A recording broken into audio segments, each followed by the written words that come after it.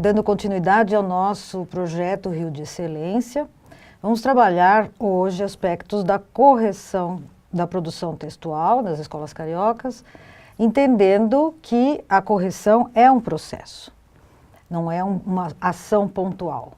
E nós temos, portanto, alguns fundamentos teóricos que vão nos ajudar a trabalhar a questão prática dessa correção.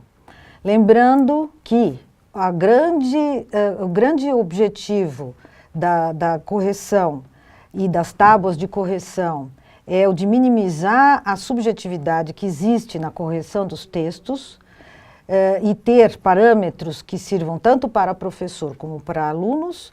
Nós temos de pensar que precisamos de elementos teóricos que fundamentem nossa prática. Não é a prática roubando a cena da teoria, nem a teoria roubando a cena da gramática, mas é a teoria sustentando a prática de correção de textos. Nós temos, portanto, três grandes focos. O inicial é que a gente atente para os fundamentos em modelos e teorias socio-interacionistas. Essa é uma perspectiva sine qua non para trabalhar a linguagem escrita. Nós temos a articulação de todos os modelos processuais e das abordagens teórico-metodológicas de leitura e de escrita, sempre harmoniosamente articuladas. E temos um outro eixo importantíssimo que efetiva essa perspectiva socio-interacionista, que é a ancoragem numa dimensão social, considerando a língua escrita como objeto cultural que tem funções das mais variadas, em função justamente do contexto de produção.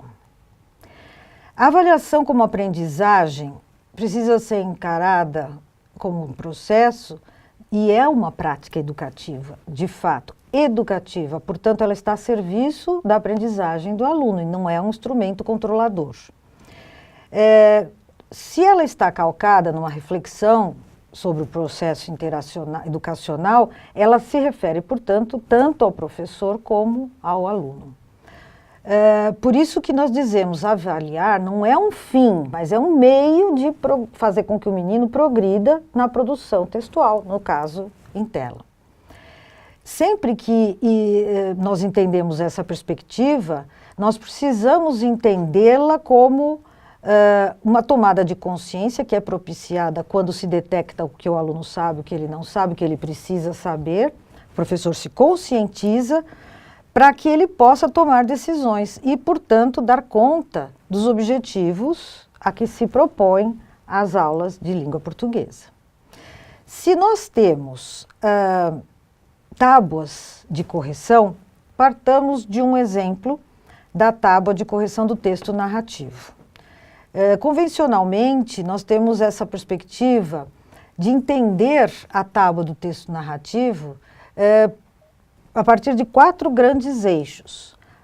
A própria estrutura dele, os elementos que constituem o texto narrativo, a coesão textual e a modalidade formal da língua portuguesa. O objetivo de nós termos numa tábua 4 critérios é justamente, como a gente costuma dizer, para o professor, na hora de corrigir, não pesar a mão num dado aspecto do texto. Então, às vezes, o texto conta uma história muito bem contadinha, a gente até acha graça ao final, mas ele tem alguns problemas. Nós precisamos ter parâmetros para o aluno entender a minha correção, eu preciso partilhar com ele esses aspectos e, na medida do possível, e na medida do grau de escolaridade dessa criança, esclarecer esses aspectos. O aluno não precisa entender tudo como o professor tem de dominar, porque, afinal de contas, o professor é que vai mediar o ensino da produção textual.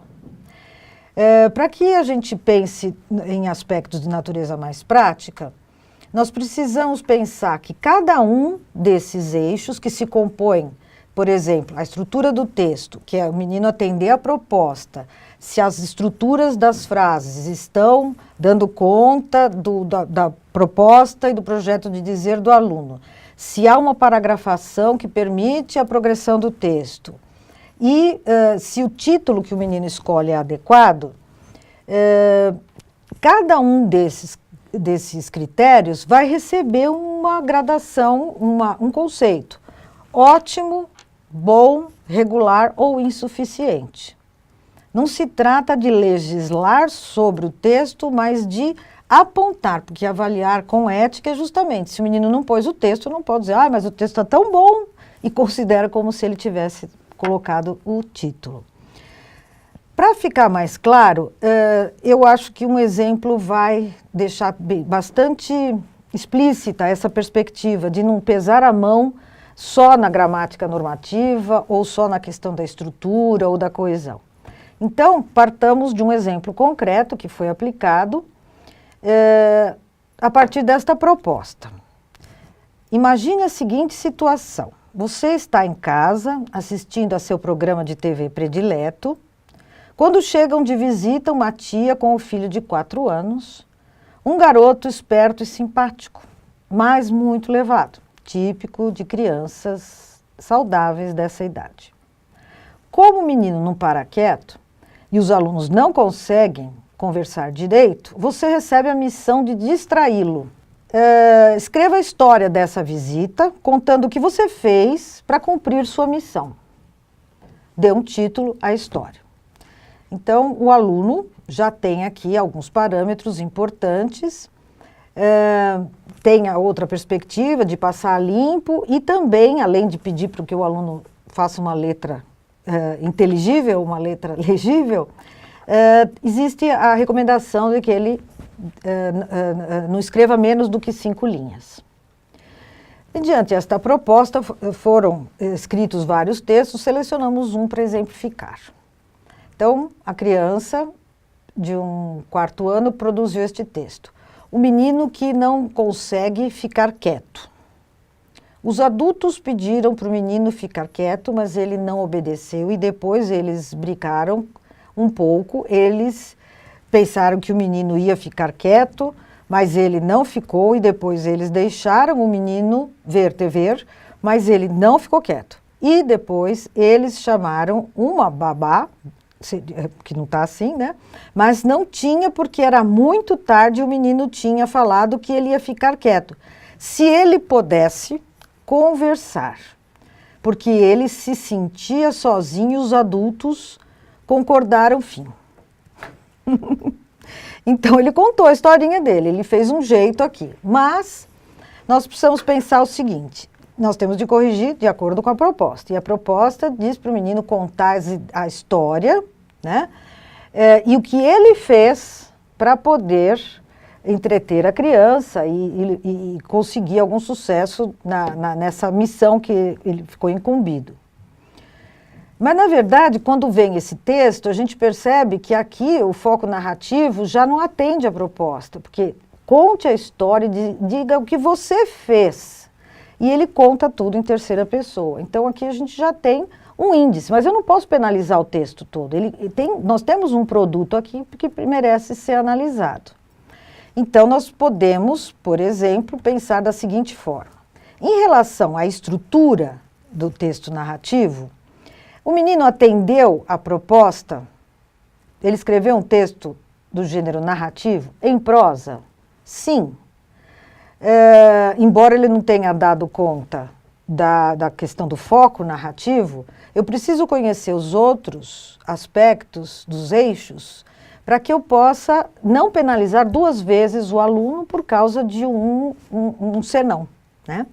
Então, por exemplo, eu vejo lá no segundo aspecto da estrutura do texto.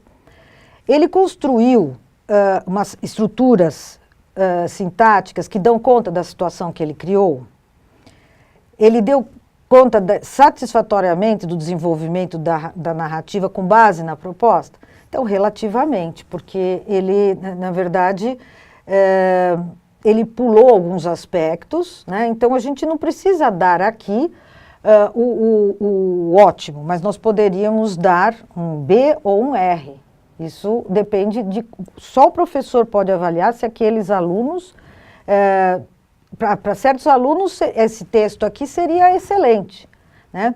Mas eu não posso de considerar parte a parte, para que eu possa, de fato, atribuir uma pontuação final que dê um conceito e mostre onde eu preciso investir mais nos próximos textos que o aluno produzir.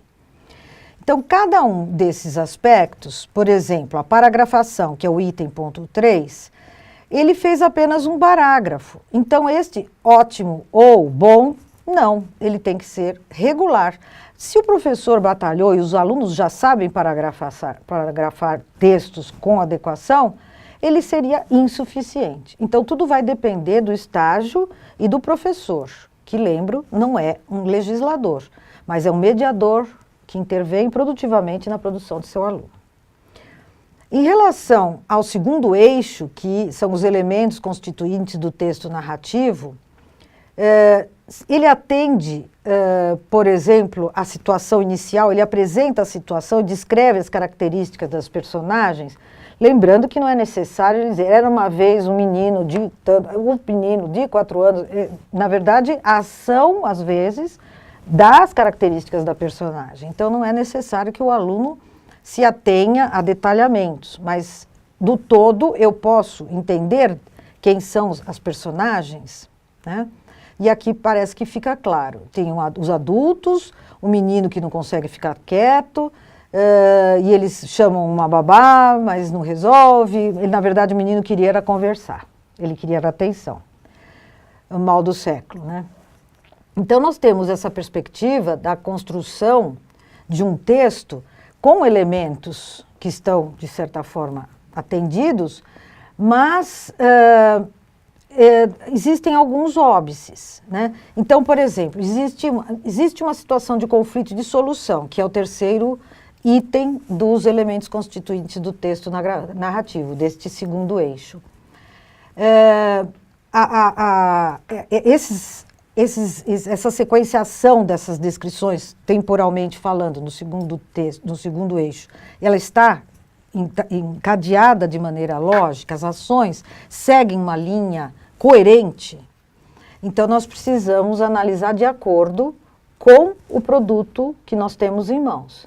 Então, parece haver esse encadeamento lógico das ações, embora elas estejam de uma maneira bastante atabalhoada, mas é uma criança nova, né, do Fundio 1, nós percebemos que existem relações de causa e efeito, nós temos os acontecimentos interligados com nexo lógico, e o problema maior está justamente no foco, né, da pessoa verbal, que é a questão justamente que a gente tem de ele não atender e escrever, porque ele deveria ter escrito em primeira pessoa. Eu recebi a visita, estava em minha casa, porque na proposta está muito claro.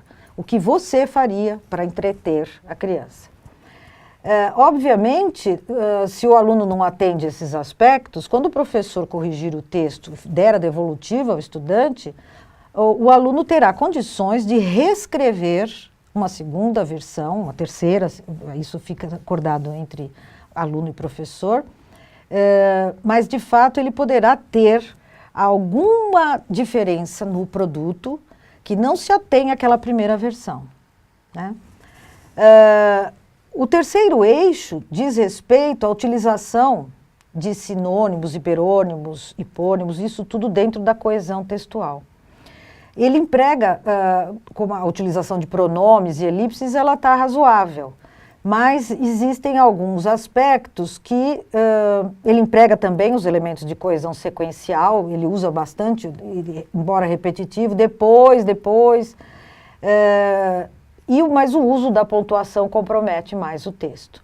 Então, aqui, o aluno não precisa necessariamente ter aspectos de ótimos, mas no uso da pontuação, dependendo do que o professor trabalhou com esse aluno, nós temos alguns aspectos que poderiam ser mais investidos, né? E, por fim, a modalidade escrita formal da língua portuguesa.